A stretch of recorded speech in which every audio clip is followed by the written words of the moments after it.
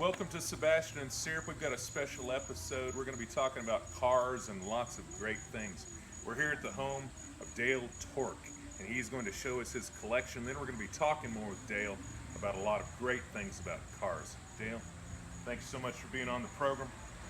Come on, let's go this way, folks. So what got you into cars initially?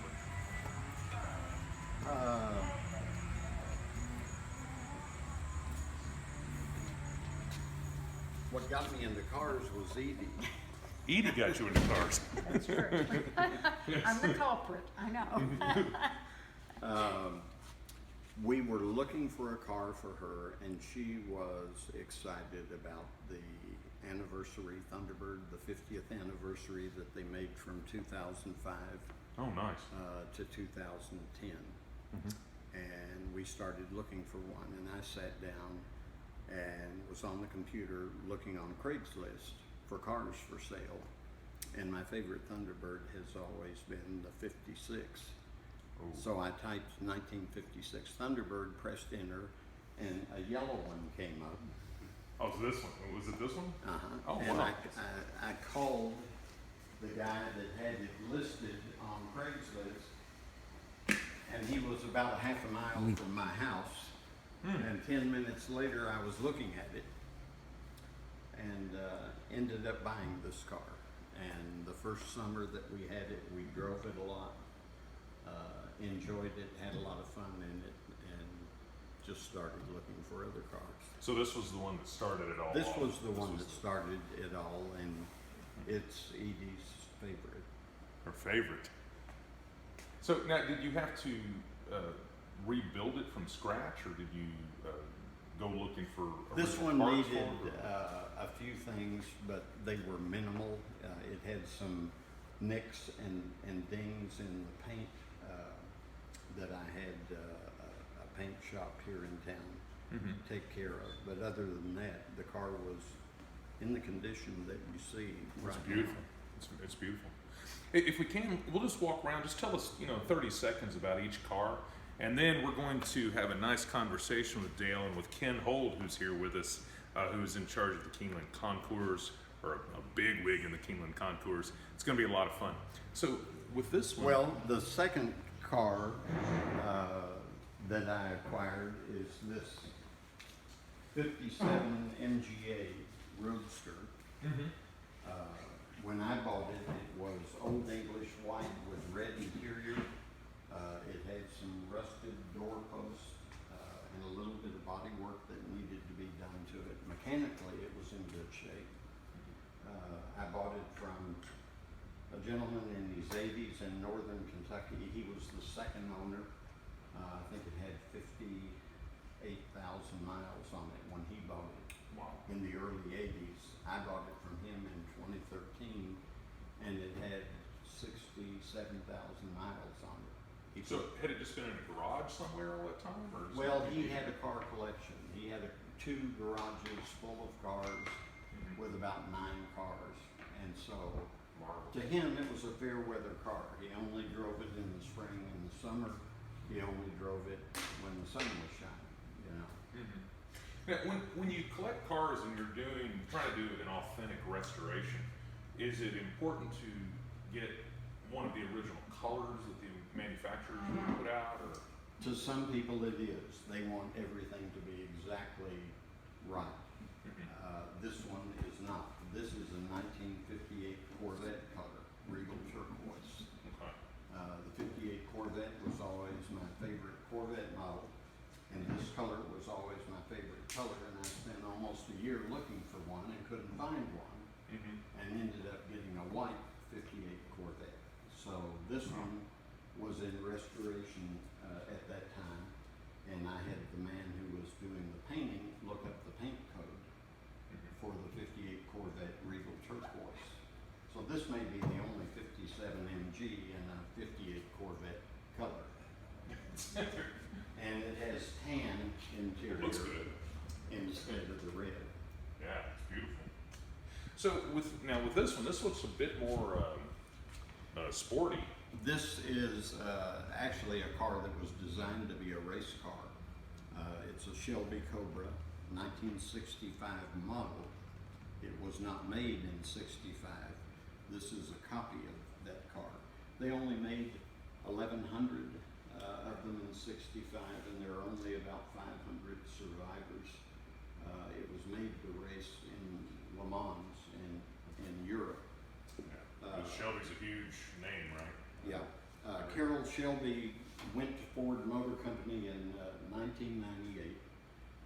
He was an investor from South Africa who wanted to manufacture an exact copy of a '65 Shelby Cobra. There are companies that make replicas. They'll take a Mustang 2 frame and put a fiberglass Cobra body on it, but the drivetrain and everything that you don't see underneath is a Mustang. Okay. They got the original plans from Ford, and they built them one at a time in South Africa from the frame up, just like they were made in 1965. They ship them to the United States without an engine and a drivetrain to get by the EPA import specifications, and then once you buy the car, you put the engine in it that you want. The original had a 427 engine. Oh, 427 there. Yeah, with 550 horsepower. This one has a Ford 302 racing engine in it. That's what my first car had. I had a '68 Mustang. It was So a they put a 302. 302 in it, but I think it came with a 289. Yeah, yeah, that's what this one has. A 427 is just too much power to have for a car that you're going to drive on the street. So you're saying you'll get pulled over fast because the cops know Yeah. you can outrun them. We'll cut that out of the video. Yeah. So what about this nice? This is the only sports car that Volvo ever made. They make these, this is a P1800. They made them from 1961 to 1972.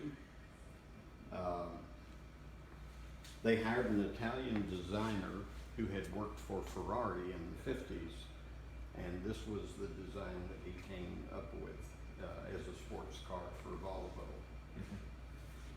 Some of your people watching will remember Roger Moore, before he was ever in 007, had a TV series called The Saint. Yeah. And he drove a white P1800, and that really promoted the sales of those cars. Simon Templar. Simon Templar was his name. Mm-hmm. So, and you know, if you're familiar with the design of the Ferraris from this time era, this one is very similar. It does have a back seat, but it's really more like a two-seat roadster. So The you may back put some seat kids is, back there. well, you might put some kids back there. It's mostly a luggage compartment Yeah. for that in It's the back. sleek though. Yeah. It's beautiful. This is a 1961 Mercedes 190 SL. It's the two-seat roadster. It's the baby brother to 300 SLs, which has the gold wing doors. Yeah. Okay. This has a hard top as well as a soft top. There's a black soft top under here, and back in the corner you can see there are 3 racks with 3 hard tops. The black one in the middle is the hard top for the 190 SL. The white one in front of it with the porthole window goes on the 56 Thunderbird. It has a hard top and a soft top. And the one with the white with the red headliner goes on the 58 Corvette, which is on the other side of the garage. Hey, Ken, could you join us maybe for? I just thought this might be nice. I would love to. Because you have the Porsche here, and of course with Porsche, that's Ken loves them. Ken is the president of the Porsche Club and been involved nationally with Porsche. So this is Ken Hold coming on now. He knows Porsches. And so you were saying earlier that it used to be with Porsches with the club, which the club is huge, right? 130,000 members. 130,000 members. So, but you were saying before that it used to be, if you had a 911, you were kind of thought of as sort of an in on the club, or was the main thing. But now you're seeing other Porsches that are sort of taking the place of that or joining with that. Is that the case? Well, it's expanding. It's expanding. You know, as the different types of cars, Porsches, and not just Porsches, but I mean BMWs and Maseratis and you know, those folks are coming into more four-door stuff as well. But it used to be the 911 two-door. That was kind of the car to have. And but now you see we've got a beautiful four-door Macan here that I think Dale has had an opportunity to take on a couple of road trips and find it satisfactory, Dale. Oh, yeah. Excellent, excellent. But if you get inside, the ironic thing is you get inside and you would swear that you were in a regular sports car. Because just and handles, I mean, when Porsche puts a vehicle together, they do an excellent job with it. So, but it's, you know, now what you have, instead of typical road course kinds of events at a major Porsche function, you'll have off-road events, you'll have things that cater more to families, because now you'll have maybe the husband will be driving with, or the wife, as the case may be, will be driving one kind of a Porsche, and that the family will drive another kind of a Porsche. And so, you know, it's really expansive. But Well, I was going to ask you if Porsche and maybe other manufacturers are trying to capture both of those sides of the coin. In other words, you know, if you looked at this from the outside, it'd be kind of like, well, that looks like a nice thing to take the family in, maybe down to Pigeon Forge or someplace like that. But at the same time, you get in and as the man, you're going, boy, this feels sporty and this feels really nice. I mean, is that happening in the automotive world that way? Or? well, yeah. Well, as a matter of fact, you do the same thing I do, which is the man does it. But we find a lot of ladies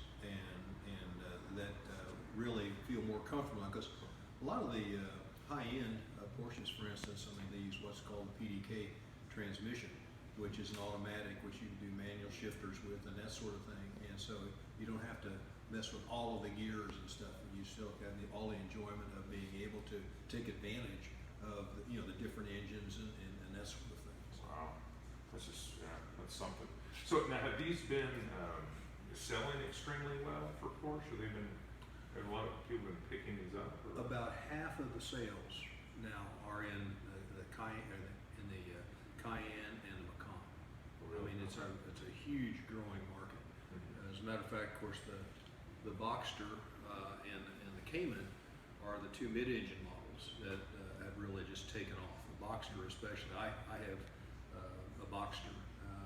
It's one of the safest, most stable cars that you can drive, and it's a convertible. Another Porsche I have is a 930 Turbo, which it's called the Widowmaker, because it's the most wrecked model that Porsche has ever made. So one's the safest, the other. And the other one, that's right. I'm not going to ask which one your wife wants you to drive.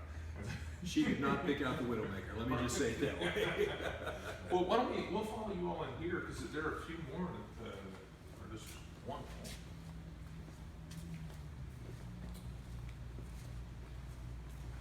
And we love your original Coke machine. In full working order. Haven't seen one in years. I have fond memories of being down at Brookings. Remember Brookings? Uh-huh. And they had one down there, and my dad would get one out, for me, because they have those as well as over-the-counter stuff. But they probably weren't a dime then. They had probably upgraded them to a quarter. That would have been late 70s, early 80s. I can't remember. Yeah. But I remember opening the little door and pulling them out. Yeah. That machine was made in 1957, so it's from the 50s. Yeah. See, wouldn't that be nice if they still had that around? That just has a lot of character to it. So you were telling us about the 1950, right? Dodge truck. 1950 Dodge 3/4-ton pickup truck. We're in the process. It's up on jacks right now because it's having new brakes put on it. But the Dodge truck has an oak bed, which is the way they used to make them.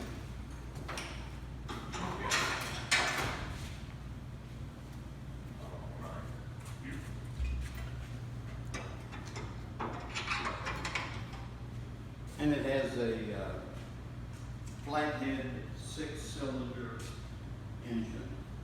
It's about 100 horsepower. This was a farm truck. This was a work truck. That's what it was made for in 1950. Something to carry a heavy load. Beautiful. Now, where did you pick this up? I bought this from a gentleman in Frankfurt. He is a member of a club of men there who are into pickup trucks. They've got pickup trucks from the 40s and 50s. Sounds like fun. And there were 6 of them that spent 4 years restoring this truck. And That's serious. yeah, and I bought it from the gentleman. He was just a little too old to be driving it. I think he was 80 or 81 years old Yeah, trying to be safe. when I bought the truck from him, but he had enjoyed it for over 10 years.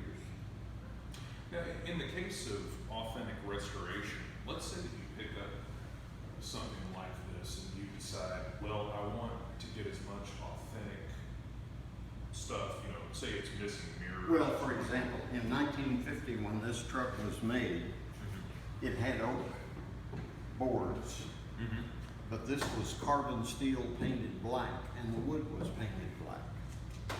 Now you can get the metal strips in chrome, and he elected to do chrome clear coated with polyurethane. It's very pretty, but you wouldn't want to go down to the feed store and load it with bags of Right. Put something on scratch it chicken up. feed and straw. Do collectors, when they are trying to be absolutely authentic, do they run across the issue of not being able to find pieces, and then they have to go and have custom made With the exception of very rare automobiles, almost all of the vintage cars have suppliers that carry reproduction aftermarket parts. I mean, aren't there some, like for instance, some of those we saw at Concours that are over 100 years old? I mean, aren't some of those companies out of business and you can't get them? Well, I think what Dale's talking about is the general case. Now, there are specifics that you get into. I mean, like Frank and Ed, I mean, they have to make some of their cars. They use 3D printers, for instance, in order to make parts. I hadn't thought of that. With my slant nose, I've got parts that I couldn't even get from Germany because my cars are one of 144. So very rare. They don't keep them. But for some of the more popular collecting vehicles, it's easy. I won't say it's easy. Its parts are available. So Gotcha. Let's take a look at these last two. We gotta see this. This is a 58 Corvette, and it has a soft top and a hard top. We saw the hard top on the stand over in the corner. If you're out in this car and it starts raining, you can push that button and lift Oh, up sweet. and see the soft top is underneath that. Very nice. And it's very easy to just pop it up. You've got a clip here and there and 2 places in the back. I'm just astounded by just the sturdiness of old cars too. I compared to a lot of cars you see today. What's your all's opinion on that? Because I don't know the stats. In other words, if you buy a newer car and they have that theory of the outside, if it gets hit compressing and then it gets tighter and more solid as it gets close to the motor. I've heard that is a safer design. Is that? I don't know about that. I know that the cars were made in the era that we have been looking at. The bodies, the metal is much thicker, much more substantial. You can literally almost walk up to a car now and you can bend it with the heel of Push your it in, hand. right. You can push it in. And you'll see cars on the street that have crumpled fenders that look like a crushed Coke can. So really, it's not And So much safer, is it? this car, Well- when it was made in 1958, had a steel bumper that was chrome plated. There's not a chrome plated steel bumper on a car in the world today. In fact, they don't have a bumper. They have a plastic shroud Or styrofoam inside. Oh, yeah. Something I've seen. that just wraps the back and the front of the car. So, Chip, I think you're talking a couple of different things, though, when you mentioned safety. It's, you don't know with the newer cars, the features that are put in to absorb, damage and still keep the passenger compartment safe. These cars, they were made by, even though they were on assembly lines, they were made such that if you dinged a front fender, body people would fix that. I mean, the metal was such that, you could go through and have a good body person go out take. That's not the intent today, because for one reason, you don't find that many good body people. One of the things we get into is, where's a good shop that can really do hand? But if you dent the front right fender of your car and it's a new Chevrolet, they're gonna throw that fender away That was my point. and put a replacement. That was my Disposable point. car parts. And that does not take a master body man to do that. You can get someone, because, okay, here's where the instructions are, here's how they go together. And so you avoid the cost of having an experienced body person doing it, because you do replace. Same way with electronics. I mean, used to, you get in under the hood and you do things with your engine. Now it's run the computer, find out where the problem is, change the module that's not working. And oh, by the way, we were talking about the Tesla. I mean, you can do that stuff remote control. You don't have to be in the same state to get your car working. Amazing. So I mean, so you have to sort of look about function and intent. The cars are much lighter, but you miss a lot of the intimacy of working, with a car or an automobile today that you had years and years ago. Well, it seems like there was an experiential thing. It doesn't seem to be the case as much anymore, where, for instance, fathers and sons would get together and there was this sort of bonding, it was a bit of a male ritual. But I can't think of a commercial I've seen in the last 20 plus years that's had that on it. Yeah. That image is still out there. What we see though, and then, I don't know if we're gonna talk about this, how much we wanna talk about it later, but one of the reasons we started the cars and coffees that we do, it's the first Saturday of every month, basically, is because we get families that come in and they'll wanna show an old car or something that they're working on. We had one fellow from Versailles who came, he celebrated his 18th birthday with us. He had an old Chrysler, with he and his father had rebuilt. We've got another person that I know when he was 15, he and his dad put together a Trans Am. From the time he's 15 to 19, he's still driving that. He takes it to our car shows and our events, and so you see that, but it's not as common as when I was growing up. It was, you go into the filling station, you hang around at the filling station, somebody's working on Joe's 301 Mustang or working on a 57 Chevy, 283, and you're setting a triple carbs or something, you spend the whole evening there doing that. Well, what you might want to do, the first Saturday of any month, go out to the Bluegrass Stockyards between here and Georgetown, and that huge parking lot will be full of cars from the 30s, 40s, 50s, muscle cars from the 60s, and you'll see high performance cars there that are relatively new, like maybe Ferraris or Lamborghinis will be there. But you'll see 1,000 horsepower 56 Chevys too. Just a huge soup of But great cars. And it will be the exception, but you will see fathers and sons who are there with a car that they're working on through your store. Now, one of the things we did in December, and actually the BMW Club sponsored this at the location at the Stockyards where we do. They've got a huge, wonderful parking lot. We could get 1,000 cars in. But we had what's called Street Survival, and that's a course that's designed for not brand new drivers. drivers that have some experience, like 17-year-olds to 21. And the intent is to teach them how to safely avoid injuries, accidents, and things like that on the highway. So we set up like a skid pad. So you go in, and I don't know if you've ever done it or not. If you've ever been on a skid pad with your own vehicle, you do that with one of your cars. Also a slalom, emergency braking. But the interesting thing, of course, you had to have a parent that was with each of the young folks. My granddaughter took the course as well. But we had about probably 20 kids there. And first thing we did was hand them a tire gauge and say, find out what the tire pressure is on your car and what it should be. Half of those kids didn't know how to do that. They didn't know how to check the tire pressure. They didn't know where to look to find out what the tire pressure should be. Half of them. And to a person at the end of that session, the parents that came, they said, we adults needed that more than the kids. It was so cool. That's just another approach, though, as to how people are getting involved with it in a different format, a different way. Yeah, so it's an educational thing, but it's also, in a way, common sense. Common sense, it seems like common sense to. Well, but if you're in a slide in a front drive vehicle versus a rear slide, rear drive vehicle, how do you know that?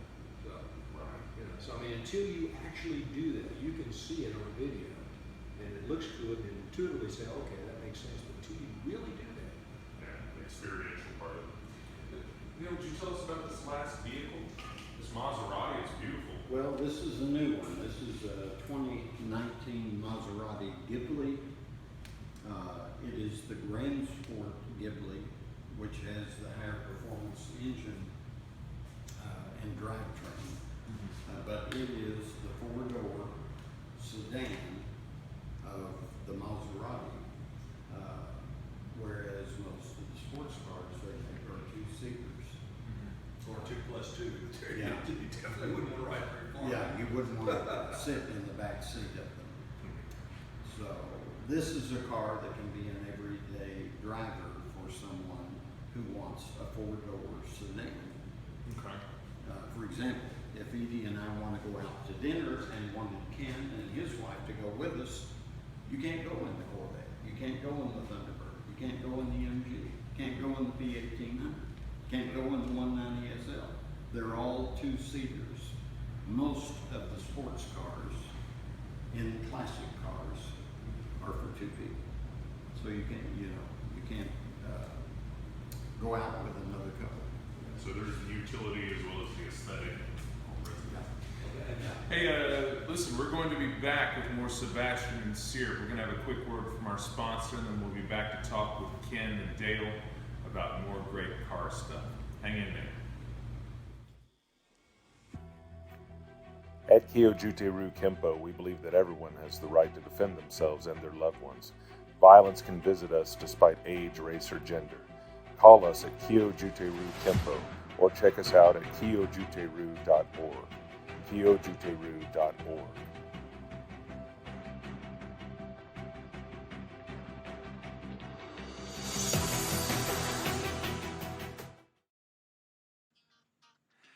Hello, I'm Chip Sebastian. I am the co-host of Sebastian and Sierp. If you've been liking the shows, please click like down below. And if you want to subscribe to our YouTube channel, jump on over to YouTube, click subscribe, and you will get the most recent episodes of our show where we're interviewing all kinds of great and interesting people. So we're looking forward to a lot more shows. Stay tuned. It's rolling. Just begun.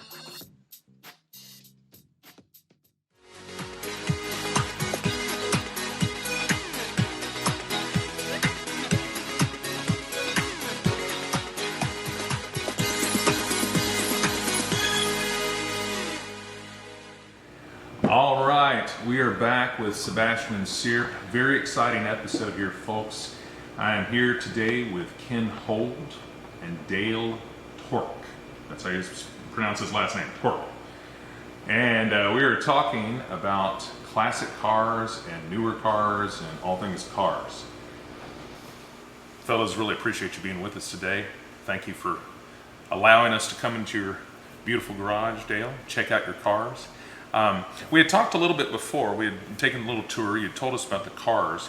But I'd like to hear, first of all, from you guys, how you got interested in cars. In other words, when did the thought first enter your mind, yeah, I'd like to have some classic cars, and there's meaning, for me with that. Does that make sense?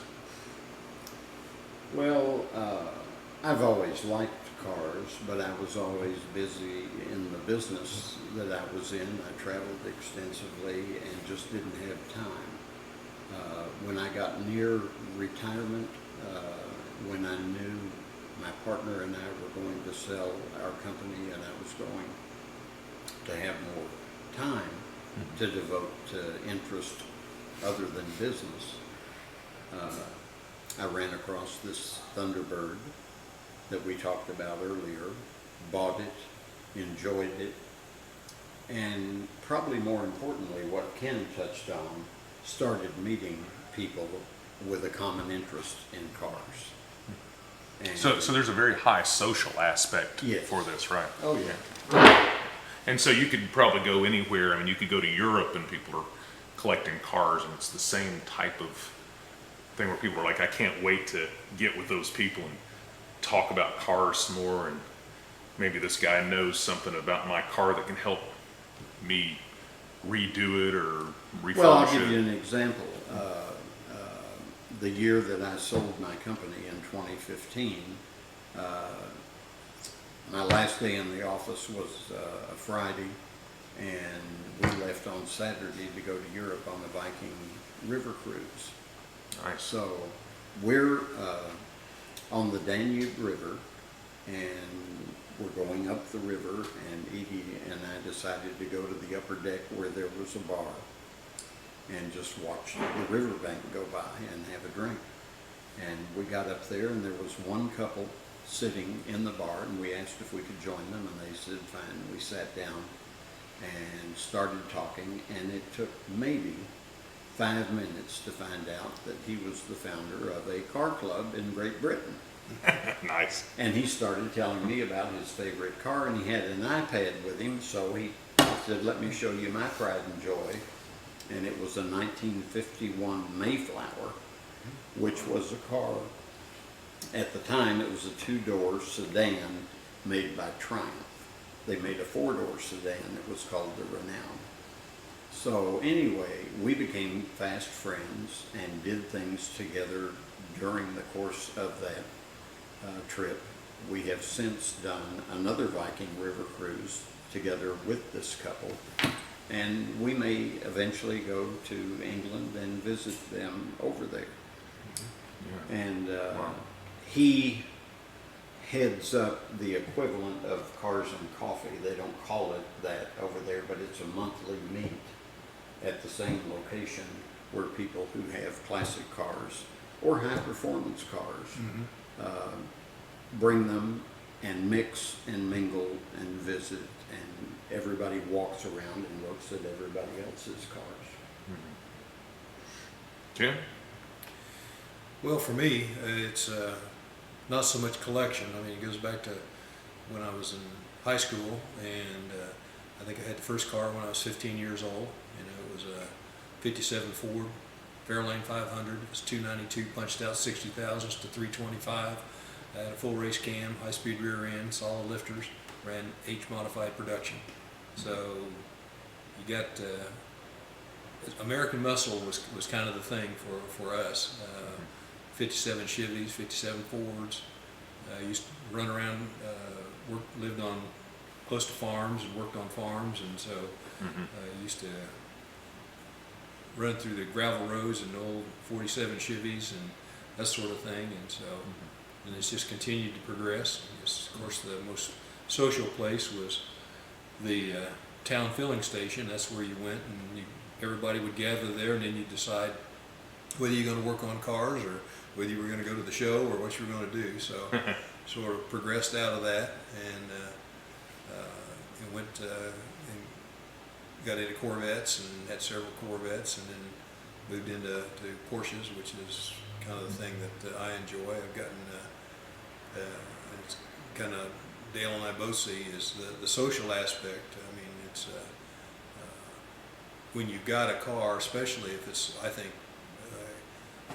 a 55 through 60 or 65, and you drive it down the street, I mean, you can't go anywhere until somebody will pull you over, or you stop to get gas, and there will be, you know, people will stop and say, I had one just like that, and you'll see a big smile on their face, and you know, that's the fun part that ignites it, and everyone has a story, and of course that's why we got into doing well with the Keeneland Concours, the Porsche Club. We started that 16 years ago, and primarily to get people from all different car clubs together. We have the only Concours in the world where, you know, you basically pull your car right up to a very pristine show field, or cars that are run from anywhere from a few $1,000s to $14 million, and you're within 5 feet of those cars.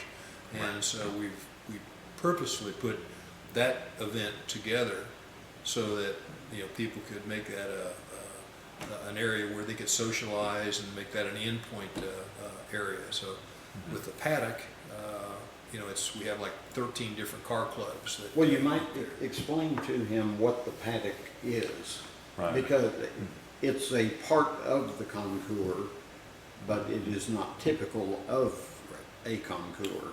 So is this because the paddock plays off of the Keeneland idea because we're at Keeneland, or Well, is the it? Keeneland Concours has invited all of the classic car clubs in central Kentucky to come to the paddock beside the concours and display their cars. So the Mustang Club, which is a large club here, their members will come, and all the Mustangs will be together. The Corvette Club will come and park their Corvettes together. So it's almost this sort of tribal thing in a way, like bringing You know, cars in. That's fun. We had 521 cars in the paddock this year. We had 65 juried cars or judged cars. Those were the show field cars, but the paddocks, and that's what I love. Is you get you know, we had 80 Porsches, we had 60 BMWs, 55 I believe Corvettes. So you know, they get together, and I think especially they'll have games. They'll bring their chairs, and some folks don't leave the paddock. They never even go to the show field. So they just enjoy that as a place to get together. Well, I want to make sure for our viewers, for those who may not know, if you're watching halfway around the world from Lexington, Kentucky, we have what's called Keeneland here, which is a huge horse race. So the concours that we have, the Keeneland concours, ties in with Keeneland. Well, we use the ground. Use the grounds. Yeah. of Keeneland. They have allowed us to do They've that. allowed it. Yeah. So now I wanted to back up just for a minute. For those viewers who may be watching, maybe they're interested in cars, but they don't know a lot about them. You had mentioned muscle cars before. Explain exactly when somebody says this is a muscle car, what that means. Well, typically, because if you get into things like muscle cars, can be the Cobra, or it could be the Allard, or I guess the classic muscle car would have been an Allard. It's a car that's built for speed And power. It's a speed and power. It's a souped-up Mustang, the Dodge Charger, the Camaro, the Firebird. What was the GTO? Was that one of them? Sure, that The old GTO would have been right. that 389 with tri-power, sure, absolutely. Yeah. But I think if you go back to where the classics are, and like Carroll Shelby got his idea for the Cobra based on, he was driving an Allard at the time, and the concept was a very small, light body with a big Chrysler engine in it, and so that's where the muscle part came from. So Carroll Shelby, very well known in the car industry for sort of revolutionizing a lot of things.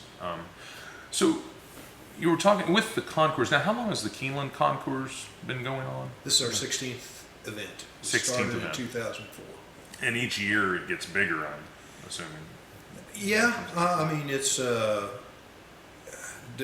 depends on the weather. Like last year, we had a terrible storm, and so we were down about 20%, of our typical kind of entry. But We'll run between 150, 160 kind of juried cars, and we always have a mark. This year it was the Aston Martin. Last year it was BMW. The very first year, 2004, was Porsche. So And when you say a mark, that just means the feature model, the okay. feature type So it's car. highlighted. Yeah. I see. And then we typically have like 18 car circles we have different types of cars in each circle, and then they're judged accordingly. So when I was out there, that's what I saw. I was walking around and I would see, but I wasn't sure if they were arranged for a particular purpose that way, or is that the right. case? They're Right. arranged by class. And right by spot. I mean, we can tell you which car. That's kind of the thing. Another thing that's different with our Concours is we have a program that you can buy when you enter the show. That program, it has the picture of the car, and you can look on the program and see exactly where the location is. It's got the picture, all the information, who owns it, background of the car, that sort of thing. And you walk right out on the field, and you can touch that car. You'll know exactly where it's at. We're the only Concours that does that. Really? So it's almost like you get a pedigree with it, or you see this is where who has the car or what they did. Absolutely. Yeah, that's really, Absolutely. yeah. So and so other Concours do not do that. Typically, when you get a program at another Concours, it has last year's cars, if you're lucky, and a whole bunch of advertisements. I mean, So a lot of prep work nothing, is going nothing in, current, yeah. like big time. Wow, that's amazing.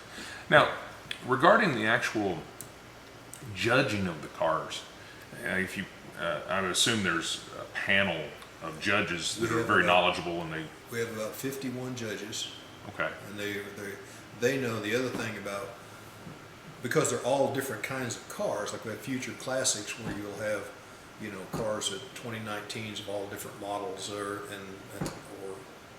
whatever that are definitely cars of futuristic kind of cars, like a Ford GT, for instance. Well, you get these be different kinds of cars, but the judges that have that class, they will know what the cars are, everything about the cars, so they can research the cars before they go to the show. Wow. So it's very thought out. It's not Very, just very people thought show out. up and I think Very that one looks thought out. nice, and I'll give that one a blue ribbon or something. Very It's thought very. out. Wow. And we have, of course, with our judges, we have children's judges, we have junior judges, and then we have adult judges. So it's the Children's Hospital, which is our charity, that has been for 16 years, basically. Here you're talking about Shriners, No, Huh? it's Shriners? Kentucky Children's Hospital. Kentucky Children's Hospital. Okay. We've donated almost $800,000 to Kentucky Children's Hospital. Wonderful. But we have kids from the hospital typically that will come and select the car that they think is the number one car of the show, Oh, fun. if you will. And you get different things, because it's we had one fellow that had a large DeSoto, and it was blue with big fins. You see the fins on the big old DeSotos. And I happened to be at a car show with the fellow that won that, and he pulled that trophy out of his trunk, and he showed it to me. He says, "You've probably never gone to the Keeneland Concours," he said, "but I won this. This is a children's trophy." And he said, I go to a lot of shows. I win a lot of trophies. This is the only one that I carry and show." I didn't tell him the reason why the children judged his car as a winner is because it looked like a swimming pool. So different criteria, but it was just, whatever the reason, that was meant so much. And then when kids get a little bit older, they can become junior judges, and they get a little more sophisticated. Like my granddaughter was a junior judge, and when Chrysler was the mark, she was the only person there that knew what kind of wood was on a Chrysler Woody. The only one. And what kind of wood was it? I think it was mahogany trim, and I forget what type of wood. You'd have to call my granddaughter. But she's very knowledgeable. about Well, that industry. and she became this year. She became an adult judge. So for her first year, and she has done the Concours for 9 years as a volunteer, and she's going to Georgia Tech as a freshman this year, and majoring in mechanical engineering with a automotive focus. And most of that came out of the Concours. Right. She can weld, use all machine tools, so. But That's Wow. the sort of thing that you get into, and that's what we're after with the car clubs. I mean, it's the events we put on with the Keeneland Concours. The concept was we wanted to get a real nice event that was available to the public, but also had a gathering kind of an event for all the car clubs, not just the Porsche Club. And about 9 years ago, we started the Cars and Coffee, the first Saturday of every month. We meet up typically at the stockyards and the marketplace off of Ironworks Pike.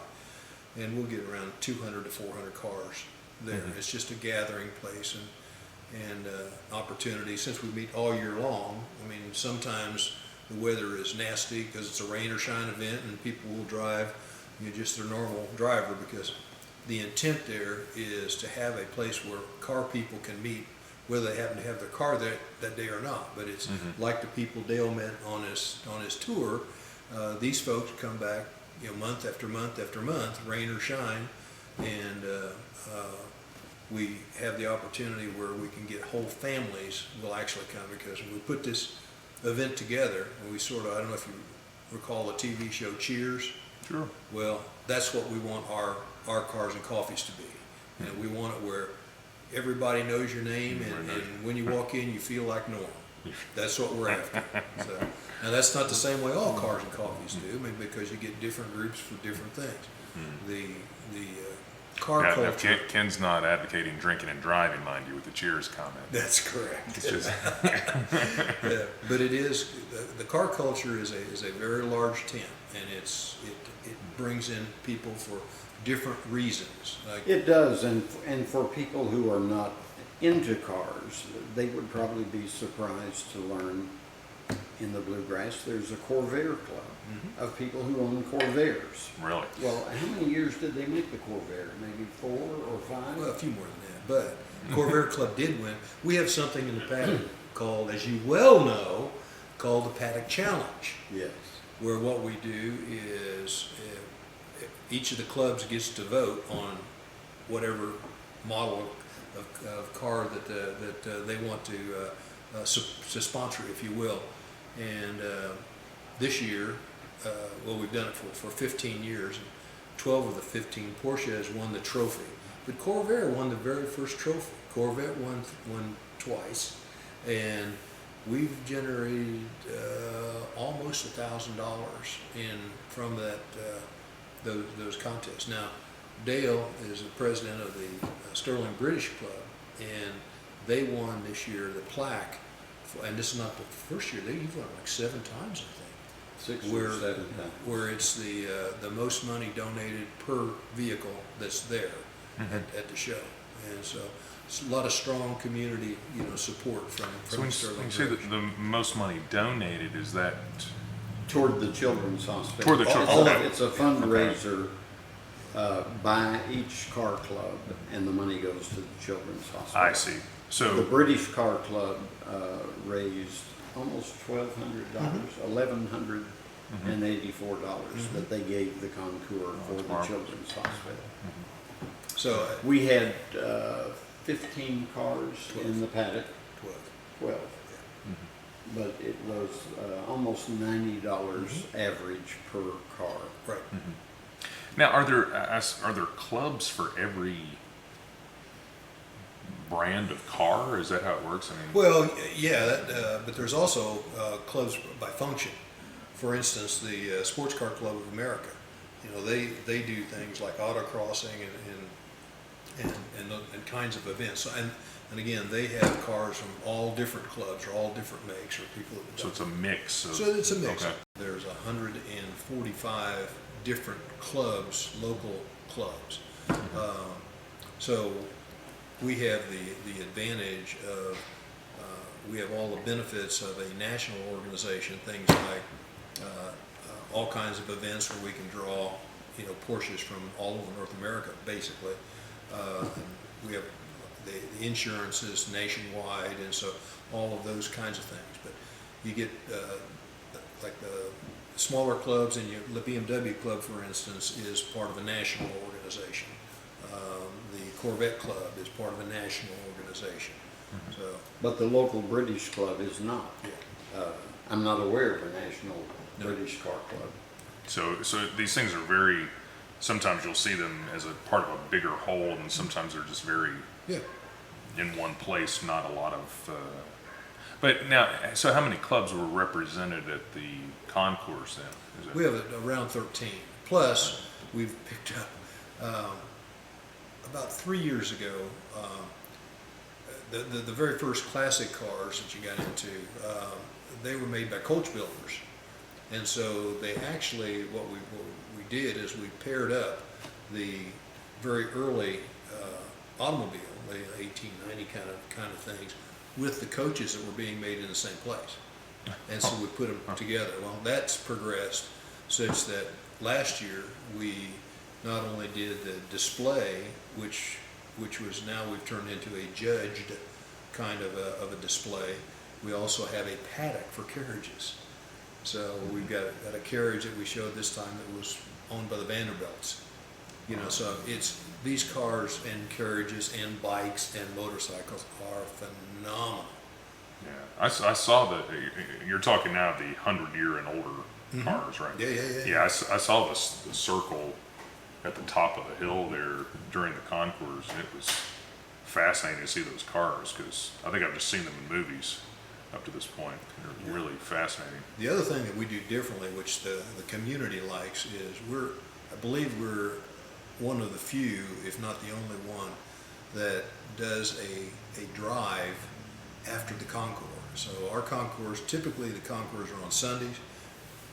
Because of where we're located, we do it on Saturday instead of Sunday. But we also, then on Sunday, some of the cars that you'll see on the show field are out driving, doing about probably what, a 65 mile About drive? 60 miles, 65 yeah. mile drive. And you'll see those on the road, a big long caravan of these $1 million cars, if you will, and irreplaceable Stanley steamers and all kinds of stuff. And the future, so you'll see this 2019 crazy sports car, and then you'll see one of these old cars. So it's very, very unique. It's fun. It is. It's a ball. So when you have the concours, do you all select certain people to be in it, or is it just anyone who meets a certain criteria with their car can? All cars are nominated, and there's a car selection committee that goes through and decides, and then there's criteria as well. Like you can't win a class and then show that same car again, for a period of time. So, and that's kind of standard for most concours. Okay. Well, I didn't know, like, if there was someone who theoretically had a car that you may not see in like say a 77 Pinto, and they decide. We've had it. Have you had it? Oh, okay. Sure. Yeah. So basically anybody can.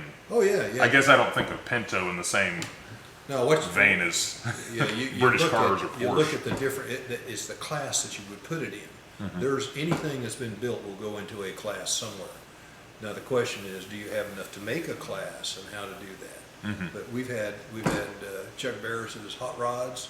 We've had we've had for display. We've had helicopters. Chuck Barris? Yeah, from California. You talking about The old hot Gong Show? No, the It's- old hot rods, Oh. the hot rod magazines, and Okay, Used to okay. have- I'm sorry. Yeah, I thought that was the name of the Gong Show host years ago, Chuck Barris. but Yeah. but Well, I did see hot rods out we there. had They were, Don Garlitz was our Concours Grand Marshal one year. He brought the Swamp Rat too. He was doing burnouts. I mean, it was what is Swamp Rat too? is one of his most famous dragsters. Okay. Yeah, I never. Yeah, Swamp Rat So you too. need to come to more Concours. We need to Keep go. trying to tell you that. So, we were talking a little earlier, and I think it was really interesting about. By the way, most people don't understand with a Concours. There are about 35 Concours events nationwide. These are rare to start with. Pebble Beach is the most prestigious Concours. Cars that we show at our Concours are class winners and show winners at Pebble Beach. That's the kind of cars that are available locally. Most people don't understand that because they don't have the exposure to it. If you're on a coast or something where they have a lot of these things, they used to but people confuse a Concours with a car show, and it's not a car show, it's a Concours. What is it about this region that gave growth to that? Is there something specific, or is it just that, you know, you along with a few others had sort of formed this up to what it is now? Is that what has happened? Or? Well, I mean, it's we started the bluegrass region in 2003, excuse me, and with 66 members, and it's grown to 266 members now. Mm-hmm. As we started with the Concours, again, trying to get cars to participate in an event, it was amazing. We found out the number of collections. Like Dale was talking about the folks that have these truck collections in Frankfurt. Mm-hmm. I mean, it's like you go out to somebody and say, "Hey, you've got one of these cars. Let me show you what I've got in the barn." And you go, and then outside it looks like a dilapidated old building. You opened up and it's a pristine garage with some fantastic Well, vehicles. that's just Elmer Whitaker, who passed away a couple of years ago, owned Whitaker Bank. Mm-hmm. There are 30 some odd Whitaker banks, and he had a farm right out Paris Pike. And on his farm, he had 5 buildings full of cars that he and his son bought. They had 115 cars when Elmer Whitaker passed away, and his son Jack has, I think, sold quite a few of those cars. But they had 5 big buildings full of cars. So when the word spreads, once you get something moving, so to try to get to the question, it's almost like a chicken and the egg kind of thing, except when you get a group of people, and like Dale and a bunch of other folks that have some real nice collections, when they find out, hey, there's an event going on, and so we'll give it a try, and then they start inviting friends, and they start pursuing it. I mean, and then it continues to grow. I mean, with our first car, with our Cars and Coffee that we used to have, we were getting over 700 cars, and that's really too large. So we ended up splitting them. Well, that's what I was trying to get at too, was that it seems like you could have, you know, some people who are really interested in starting a Concours somewhere. But just because they're really interested in doing that and have a lot of energy around it, it doesn't mean that the region would support that. Correct. In other words, there wouldn't be necessarily people with pristine garages like you were talking about and saying, look what I got back here. Well, it's even more a little bit more difficult than that, because you have to have a venue that works, and to have Keeneland embrace us the way we have, because about every year you'll have a well-known Concours that will fail, and then you'll have a new one that'll come on, and a lot of times it gets into disputes with the venue, you know, over money or over usage or whatever. The Keeneland Association has been wonderful to deal with. They've embraced us as part of their business philosophy, which we cherish that. Sure. Yeah, So there's you got to have those kind of combinations going. Once folks found out that we had the Keeneland Concours, we had the Keeneland venue for the Concours, people were saying, "Hey, I'd like to show my car there." yeah, it's always already so well known. And this is nationwide. It's, you know, we get twin stackers coming in from Florida, from California, you know, all over North America. We even had some flown in, you know, so. It's wonderful. Folks, we'll be right back. We're going to take a quick break for our sponsor right here at Sebastian and Sierp.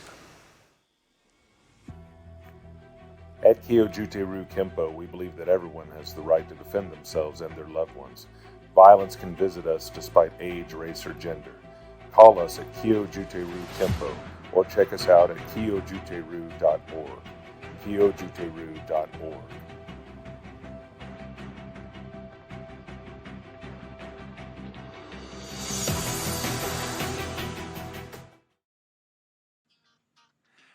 Hello, I'm Chip Sebastian. I am the co-host of Sebastian and Sierp, If you've been liking the shows, please click like down below. And if you want to subscribe to our YouTube channel, jump on over to YouTube, click subscribe, and you will get the most recent episodes of our show where we're interviewing all kinds of great and interesting people. So we're looking forward to a lot more shows. Stay tuned. It's rolling. Just begun.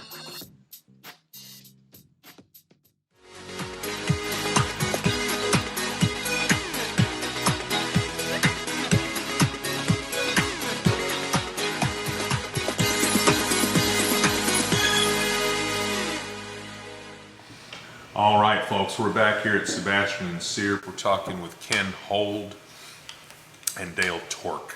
We've been talking about classic cars. We've been having a lot of fun. We wanted to mention that if you are interested in finding out more about the Keeneland Concours, you can contact them. You can call Ken. He is the Director at Large. That's his title. And it's okay to give the number on this card. It's okay. Yeah. Call 859-396-3502 if you're interested in finding out more about the concourse, about entering it or attending it for 2020. It's been going for 16 years now, you said, so it's very well established, one of the best concours in the world, absolutely. Or you can contact him at SLANT, S-L-A-N-T, at twc.com. We also wanted to tell you about Ken's group, First Saturday Cars and Coffee. First Saturday Cars and Coffee, you can find them on Facebook. That's here in the Bluegrass. They meet every first Saturday of the month. 12 times a year. 12 times a year, and it's a fun group. You said there were about 200 people on average, is that right? Around 200 to 300 cars. So if you're looking for some great cars and some fine people, check it out on Facebook. You're going to be really happy. And then we also talked a little bit about the Porsche Club of America. Now, here you said there's a national club, but then there's a club here in the Bluegrass too, right? That's correct. And Bluegrass region. people can find out about that if you Google the Porsche Club of America or Porsche Club of Bluegrass, you'll get it. And then we also wanted to make sure we gave due diligence. The British Car Club is called the Sterling British Motoring Society. Sterling British Motoring Society. And if you put .com after that, you'll find the website. For certain, good. Okay, wonderful. So please check those things out. They're wonderful. A lot of people are involved in them, and you might want to be as well. I was really impressed. Now, Keeneland Concours produces one of these per year, correct? That's correct. Yeah, and the car that's highlighted each year is sort of the front cover of this, but this is just very sleekly produced, and like he was saying earlier, everything is laid out for you when you get to Concours. So they're kind of walking you by the hand through the whole process. So be sure to check it out next year. We wanted to talk to you all a little bit, and a question I was having was in regards to, it seems like some people really love classic cars because there's so much nostalgia tied up in them, but then there are those who will get, say, a 2019 car, and so there are clubs with people, so there's not necessarily nostalgia, but it's, hey, we all own this car, or this. Typically you get both. Well, like especially with the Porsche Club, you get everything from 356s, all the way up to 2019 GT4 RSs. Mm-hmm. So everything from the very old to the very, very new. And kind of the fun thing is that you get people that love both. Mm-hmm. And so you can have a $500 Porsche sit next to a $500,000 Porsche, and it'll get as much attention.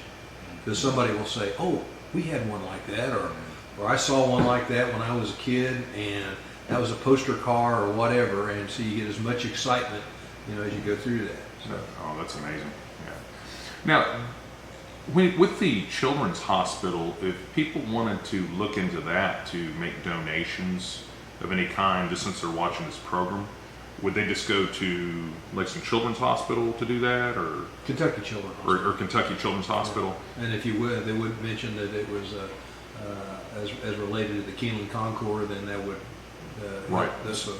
We've actually donated almost $800,000 to the Kentucky Children's Hospital, and they've started different projects based on those funds. The most recent of which is called, well, it used to be called Baby Sims, now it's called Simulation Center, where they have, it was difficult for doctors in anywhere to treat specific kinds of illnesses because people didn't have those. Well, with these simulators, they're able to actually put forth the symptoms and show the problems on a dummy, if you will, and they're very, very lifelike. I mean, there's skin temperature, movements, eye changes, everything. And so doctors come from all around the area actually to go to the simulation center at UK. So they're well known for it, bringing a lot of attention to the Kentucky Children's Hospital because of that. And they have simulators for baby, children, and adults. It's the first time I've heard of that. It's And it was funded by money raised through the Keeneland Concours. right, directed. Yeah, So we feel really good about that. Yeah, so anyone wanting to donate to such a worthy cause, please find out more about the Kentucky Children's Hospital and do so. We wanted to talk a little bit more about the future, about where you both see cars going, car collecting, and please, Phil, why don't you start us off? Well, there is some concern about the future of the classic car field right now because we have the aging of America. You have the people who were alive and driving cars in the 40s and 50s and 60s. And those people are now in their 80s and 70s and 60s. You have the young people coming up and they like Mustangs and they like Porsches and they like Datsuns, cars with speed and performance. And they don't have a memory of living through the era of what we call classic cars. Haggerty has written articles about this. Haggerty is probably the largest insurer of classic cars in the country. And they are saying that they see some lowering in value of some cars on the lower end of the classic because there isn't a demand for them. You don't have people in their 20s and 30s who are out looking for a 57 Chevrolet or a 56 And they don't have, they can't relate to them. They no can't experience. relate to them. Yeah. So the future of the classic car clubs and people who are interested in them is kind of up in the air right now. So was that the same phenomenon happening, say, 20 or 30 years ago with, say, someone was 18 in 1985 and they weren't as interested in a 1930-something car? Do you know what I mean? I mean, is that just moving because they're a generation? It is moving from- forward. There used to be a huge following in this country of Model A's and Model T's, and there were Model A and Model T cars. And now we're seeing the value of those cars that used to be in the $20,000 to $30,000 range now are being sold for $8,000, $9,000, or $10,000 because there aren't buyers there. Well, plus I think you get in a situation where you don't have people that can maintain them or work on Right. them, you know, Right. like they used to be. And I mean, we got a small, we have a neighborhood picnic that's when I put a small car show with, and one of the fellows I got a call a couple nights ago, but his ignition system, he couldn't get the starter to work. So he had, who do I talk to? Yeah. And so fortunately, because I know the president of the Model A Club, you know, from the work with the Concours and that stuff that we do with the Cars and Coffee, so I could give him the name on that and help troubleshoot. But it's difficult to find people. Even if you can find the parts, it's difficult to find people. But Yeah. the parts are also somewhat of a problem. So, I mean, we're already seeing the Model A and the Model T and the cars from the 30s that don't have the interest following them that they did 15 or 20 years ago. The jury is still out on whether or not there will be people that are interested in cars from the 50s, 60s, and 70s in the 20s and 30s that we have coming up.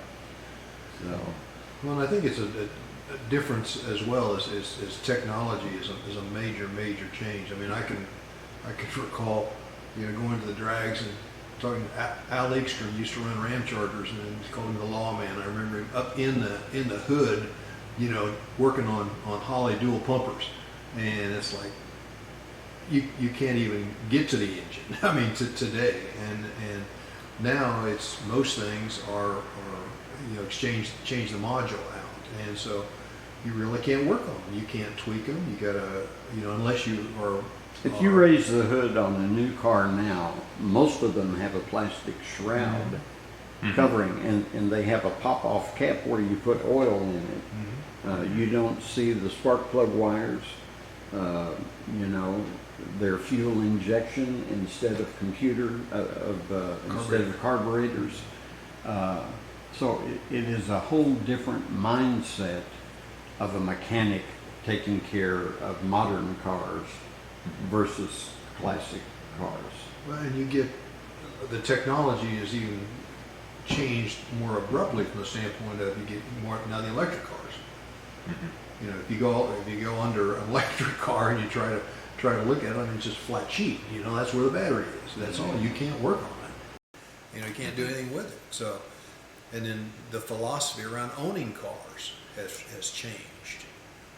Most of it it's a disposable kind of a mindset. People, there's a large segment of the population do not want to own a car, just like at all. It's like a lot of people don't own houses anymore. So several of the big manufacturers, they will come out with arrangements where you lease not only one car, but you lease a fleet. Sort of like flying into an airport and getting a rental car. You go down and pick the one you want today for this flight. You can get that car for a week. You can get that car for a day, but you have no allegiance to that. I mean, it's just basic transportation. Although, I know Porsche in Atlanta has neat arrangements for people that want to drive a Porsche, but yet they don't want to get intimate with a specific car. Like I have an '87 Porsche, and that's my dream car, and it to drive it. I mean, it's not like an electric car where you got 0 to 60 in 3.5 seconds. I mean, it takes 4.5 seconds, and it's an engine, and it's got an internal combustion engine. So it's a whole different bag of worms as to how people build the passion. Because where we get a lot of passion from folks is the car is the first experience where people have had of being on their own. Yeah. Here's the keys to the car. Man, you can relate to that feeling. Right. It's like, and so when you see one of those cars 20 years later, you say, I had one just like that. Right. And you That's can't what get got me out of the house. Yeah, absolutely. Absolutely. I was able to escape. Yeah, and that's what so you don't only relate to the car, you relate to the feeling. It's that internalness. And every time you see one like that, you relate to it. So, I can't take that. The '87 car, and I know Dale sees this all the time as well. You pull into a filling station, or before people come in, drive their cars around, and they want to see the car. And it is a real conversation starter. Yeah. So, and the conversation will go two ways. I'll be out in the '58 Corvette and pull into a service station and get out to pump gas. And you will have people walk up that say, I had one of those when I was in my 20s, and they are probably in their 60s or 70s. But then you have the younger person that walks up and says, what is that? Right. And they don't know. Sure. what? Well, that happened to me teaching about a year ago, where a millennial couple was getting married. I was teaching them a wedding dance, and I made some reference to Spartacus. Said, Kirk Douglas, and they didn't know who I was talking about. And so it was at that moment I realized, things had changed for me. Yeah. I used to do college recruiting. Yeah. So yeah. They kept getting younger and younger and younger. Well, it is odd because you think that people are seeing things the way you see them, but if they don't have your history, there's just no way. That's right. And, Frame of reference. but I think of interest to us too is this whole thing of what you were saying with people not wanting to own as much houses and cars and so on and so forth. Do you all see that as one big cycle, though? I mean, you know, in the sense of, like, in the 60s, there were a lot of people who were getting rid of, hey, we don't want a house, we're going to, you know, live communally and so on, and, you know, get down to the bare bones of things. But then all of a sudden you get this backlash, and the 80s comes around, and everyone is sort of back into independent mode, and they're wanting to own. I mean, do you all see those as cycles that we just run through? And maybe in another 20 or 30 years, people say, wow, these old Model Ts are really fascinating. They become collector's items. I think the percentage of the population that will think that will be there, but it will be smaller It'll be and smaller, smaller. yeah, it's gonna It'll be smaller, okay. You know, there is a very small segment of the population that are really into brass era cars and steam powered cars, but they're like hen's teeth, you know. There aren't very many of them around. Well, I'm surprised all the time when something gets to be of big value again. Like, for instance, old farm implements. Oh, yeah.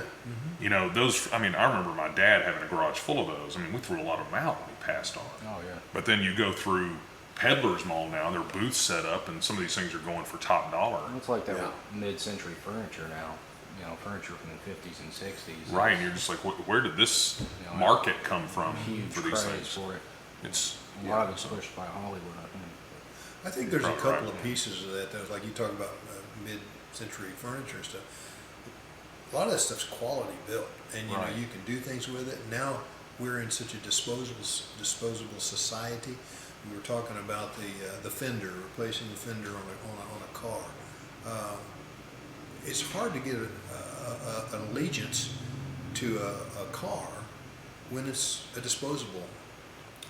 You know, so I still think that large passion piece is there, and because you could lock into that, where it's just now it's becoming, for a larger segment of the population, is just transportation. Now, and that's some people. I mean, you got to say we're car nuts. So I mean, you know, there are a whole bunch of folks out there that all it is get me back and forth to work. I don't care about it. Don't care about changing the oil. Don't care about anything about it. I want to service it when I need to service it, and that's It takes fine. me where I want to go. Yeah, and that's cool, you know, but I think that population of folks that are looking at more of the function of transportation versus the actual falling in love, you know, with the vehicle and what gets you there. I mean, I think that's changing.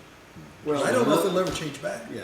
Another observation is there was a change in the 80s and 90s and coming over into 2000 where automobile designers lost, and the only word I have for it is style. If you go to a car show now, the cars that you will see are from the 50s, 60s, and 70s. You see very few, if any, cars from the 80s or the 90s or the early 2000s. Because they were all Because made. they're all, the styling is bland. It's mass-produced, They were homogenized, same mass-produced. stuff. Yeah. And you look at a Ford Taurus and it looks like a Toyota Avalon. You know, the body is so similar. Maybe the chrome is a little different, but as far as the styling of the profile of the car, there's nothing like, for example, a 1960 Chevrolet with the eyebrow, or the 59 Chevrolet with the eyebrow tails, or the Cadillacs with the big fins on them. Right, yeah. But it doesn't have to have fancy fins. Look at a 57 Chevrolet or the 57 Ford. Like, didn't Or- Galaxy 500, didn't they have big fins on them? It used to be a big deal in every town in the country when the new model car came out. And they would deliver them to the Ford and the Chevrolet dealership wrapped in shrouds. And they'd say, on September the 15th, we're going to show you the new 1967 Chevrolet. And people would go to the dealerships and they would be crowded in the showroom because they would rip the sheet off and say, this is what an Impala is going to look like this year, or a Bel Air, you know, or a Ford Crown Victoria. But no more of that today. There is no unveiling of a new model. No. The Chevrolet model that hits the showroom floor is not that much different from the year before. Although I did see a big to-do about last year's Bugatti. Did you all see that with the paint that changes color? Or, yeah, we've got some in our local collectors that do that as well. Like change the color. Yeah. That's crazy. Of course, the exception to that rule is the new Corvette, the 2020 Corvette. Yeah. Now that's a big difference. of course, people also think that, you know, that they say, well, have you ever seen you know, that mid-engine Corvette is something else. It's like, yeah, back when Corvette was the mark, which was 14 years ago, we had five Corvettes out of the Heritage Collection in Detroit. The only time those 5 Corvettes ever were out of the Heritage Collection together. You know, the Manta Ray, the Mako Shark, the mid-engine 73 Aerovet, so, I mean, yeah, I've seen a mid-engine Corvette before, but and I guess that's the kind of thing, I don't want to be pitching the Concours that much, but you get to see different kinds of one-off kinds of cars which the designers have put together, and they're prototypes, you just don't see them. But I'm sure when they looked at the new mid-engine Corvette, they looked back at the old mid-engine Corvette. Took a little bit of history there to go ahead. Well, gentlemen, we want to thank you for being on the show. Yeah, thank you so much for your time. Thanks for having us. Yeah, thanks a lot for the use of the garage, and boy, it's beautiful. It really couldn't have had a better place for the episode, I don't believe. It's just very telling of where you all are coming from with the spirit of it, with your collecting and your love for automobiles. So, yeah, thank you so much. Thank you. Well, that's it for this episode of Sebastian and Sierp, folks. We hope you enjoyed it. Once again, if you want to connect up with Keeneland Concours, just check out Keeneland Concours through Google. You'll get it. And also, first Saturday, Cars and Coffee, Ken Hold. You ought to just check it out. Just come and have a good time. We'll see you next time on Sebastian and Sierp. And we're All right. Well, now we drink beer and talk car stuff. Yeah, that's right. Now for the real conversation. Didn't I see a bottle of Jack over there? Hello, I'm Chip Sebastian. I am the co-host of Sebastian and Sierp. If you've been liking the shows, please click like down below. And if you want to subscribe to our YouTube channel, jump on over to YouTube, click subscribe, and you will get the most recent episodes of our show where we're interviewing all kinds of great and interesting people. So we're looking forward to a lot more shows. Stay tuned. It's rolling. Just begun.